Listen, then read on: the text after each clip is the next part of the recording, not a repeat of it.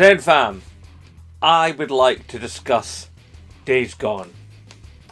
For the last wee while, I have exclusively been playing Days Gone, because that's generally how I play games. I play one game, I play every corner of it from start to finish, and then I play the next game. And for quite some time I've been playing Days Gone, and I have had quite the time of it. And I would love to share my thoughts of Days Gone with you, my awesome audience. I don't normally do this when it comes to games, but Days Gone is something that's just inspired me to want to speak about it. Now, over the years there have been a number of YouTube essay style videos about Days Gone, about what went wrong, about what went right, about the story, the time it takes to play, what happened to the sequel, what happened with Ben Studio, what happened with the development team, and all of that is all perfectly cromulent. But as I've said before in videos, gaming is a personal experience, and sometimes games hit on an emotional level, and this game did that.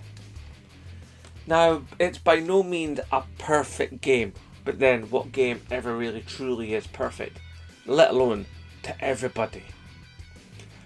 But there was something special in this game that I can't ignore. The story was moving and it went places that I didn't see coming.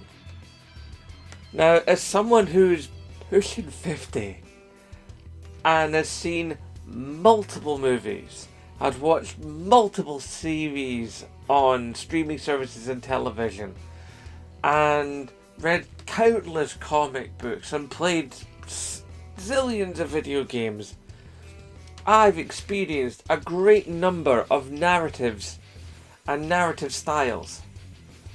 But Days Gone is just, it stands out, it really does. The guys at Ben Studio, they created something very special here.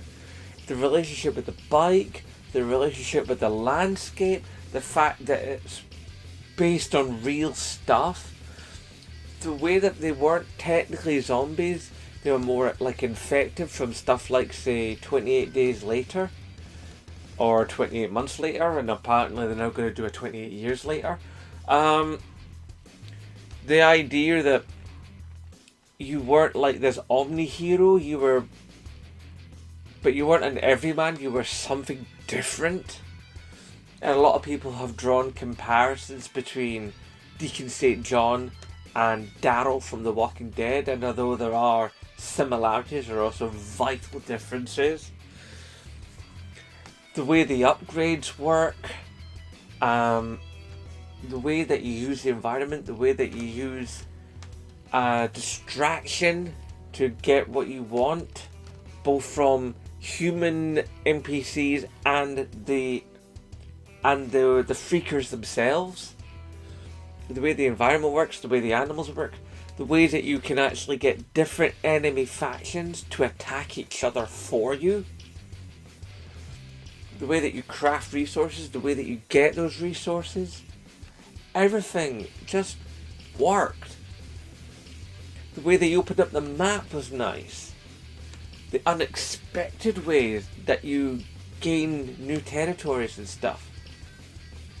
The secrets the game holds and then actually tells you about, without making it look like it's telling you the secret. Everything in this game on those standpoints worked. Now, people in the past have said that Days Gone has got pacing issues. So, what story has? There are very few stories told in any form of narrative where the story doesn't have to basically be a story. A pacing narrative is basically when a story goes, okay, this is the part where I'm actually going to have to tell you a whole bunch of things about myself so that you understand me. If you just have a series of events happening and happening and happening, then it's just a series of events.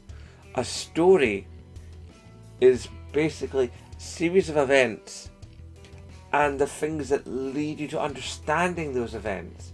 It's a rich web. It's a construct. And Days Gone has that construct. You learn things about Deacon as you go through. You learn things about his wife as you go through. You learn things about the world he lives in and how it's set up as you go through. It's not all just dumped at you at once.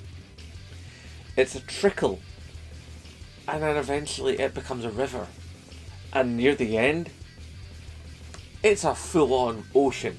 It's like the game is just playing it now on PlayStation 5 with a little bit of up-resing. Honest to God, this game looks better than some new stuff. I mean, it's just lush. It's absolutely beautiful in the fact that it's so ugly. But the countryside, the mountains, the weather patterns, it all just looks right. It all seems believable in its unbelievableness. And I would deeply applaud Sony Bend Studio. You guys, when you made this game, even though sometimes you'll see freakers and they look a little too similar to each other, you begin to not care. Because the freaker mechanics work so well. Now yes, the game has glitches. Sometimes, you'll sneak up to an enemy to do a sneaky kill, but they're standing on a surface. And because they're standing on the surface, you can't do the sneaky kill. Even though the surface would technically make them like only 6 inches higher. One time I went to a base that I had to take over, and most of the base and most of the surrounding area hadn't actually dropped into the game. It hadn't been generated. And I had to go away and do a couple other missions and then come back to that mission and cross my fingers that all of it had generated. And thankfully, it had been generated. But that could have broken the game, and that would have really been a shame, because as I've already specified, not only is the gameplay loop satisfying and just deeply, deeply playable, I lost hours. There was times I was meant to go to bed for work the next morning, and I didn't. But this game, it just keeps you in. You go, right, I'm just going to do this one thing, or do these couple of things, and then we're going to go to bed, or I'm going to go and then do the shopping. But there's a number of times I didn't.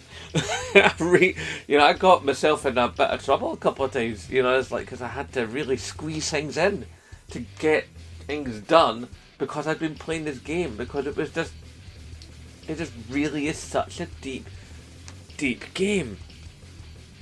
I mean, even this weapon wheel that has, it's just, the weapon wheel is nice. It functions, it makes sense.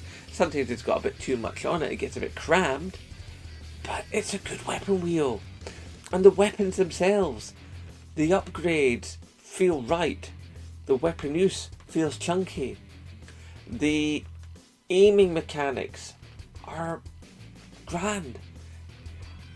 And the idea that we're not going to get a second game is upsetting.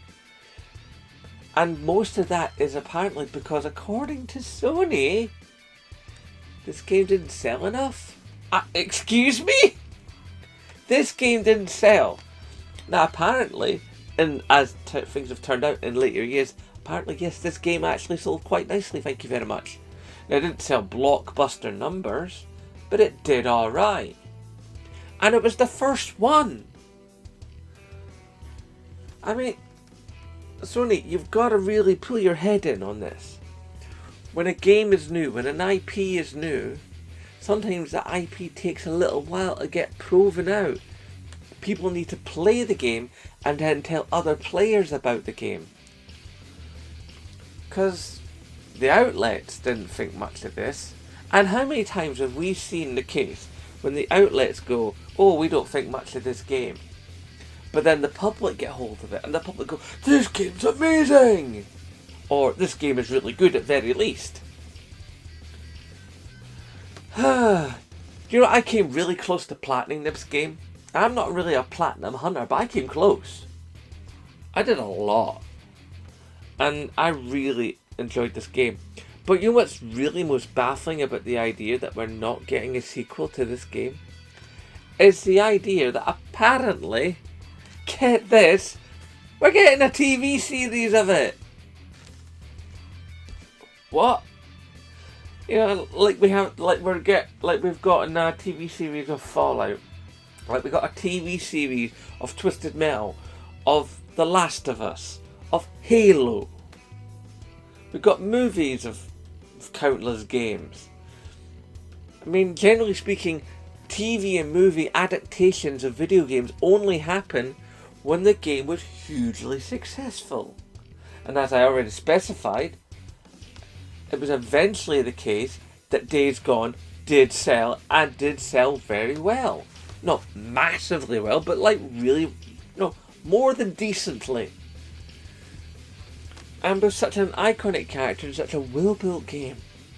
And the fact of the matter is, with most video games, the sequel is invariably better because the devs then have an idea of what they have done and what they could do. And with the way the game ended, when you see the real ending, because there's like two endings, there's like an ending and there's an ending. Oh, is all I'm going to say. And seriously, this game came up a wee while ago on PlayStation Plus, so hopefully you put it in your library to download later. And even if you didn't, I seriously recommend you go out and you find a second-hand copy of this game, because it's worth it. And yes, there are those people that go, it takes too long. It takes so long to get from one place to another, and the story drags out forever, and the map. All I'll say is, have you played Assassin's Creed Valhalla? Seriously, I did. I played Assassin's Creed Valhalla. I loved it. Okay, I played it end to end. I did most everything you can in that game. I really went deep into that game. And you know what? After playing that game, that took me about 230 hours, something in that ballpark. The 85 hours, roughly speaking, I think it's the average playtime. I think I took about 100, just because I did all the side stuff in that.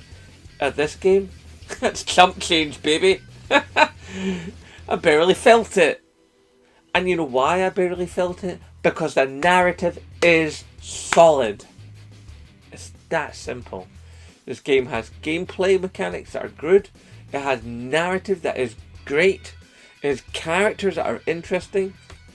The only thing that really holds this game back, for me personally, aside from, as I said, the repetitive models of the freakers, is the fact that when you have conversations with NPC characters, they're like people that you're like are part of the story. But this is something I've mentioned of in countless games, is you'll have a conversation and your character's like, hey, blah, blah, blah, blah, blah. And they're like, yes, the objective, blah, blah, blah, blah, blah, blah, blah. They're unblinking, unflinching.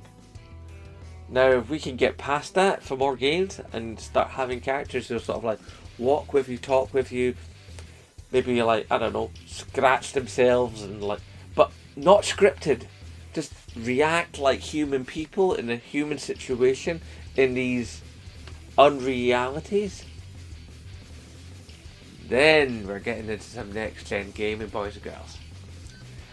And if that kind of stuff could be applied to a sequel of this game, wow. So all I'm going to say in summation is basically play Days Gone. And when the series comes, it had better live up. Because otherwise, they're going to make some very, very angry fans. Because if you play this game and you really let this game in, you can't help but fall in love with it. I did. And I was bummed when it was over. But at some of the things that like turned out at the final battle, I was like, ah, and oh, and all at the same time, or all following each other in quick succession. And it's like, I just recommend Days Gone.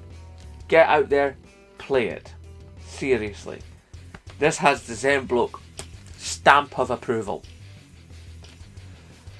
Right. So obviously, but if you have played it, then please speak down below and tell the rest of the Zen fam about this game and how right I am. Because I am right. Damn it! Anyway, hashtag support Scottish YouTubers. And of course, as always, aye! Nae bother!